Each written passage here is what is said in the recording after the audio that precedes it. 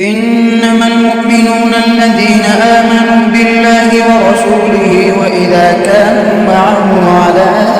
أمر جامع لم يذهبوا حتى يستأذنوه إن الذين يستأذنونك أولئك الذين يؤمنون بالله ورسوله فإذا استأذنوك لبعض شأنهم فأذن لمن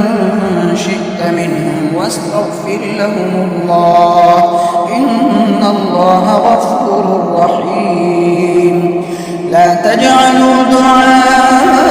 الرسول بينكم كدعاء بعضكم بعضا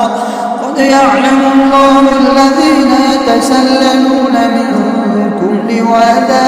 فليحذر الذين يخالفون عن أمره أن تصيبهم فتنة أو يصيبهم عذاب أليم. ألا إن لله ما في السماوات والأرض قد يعلم ما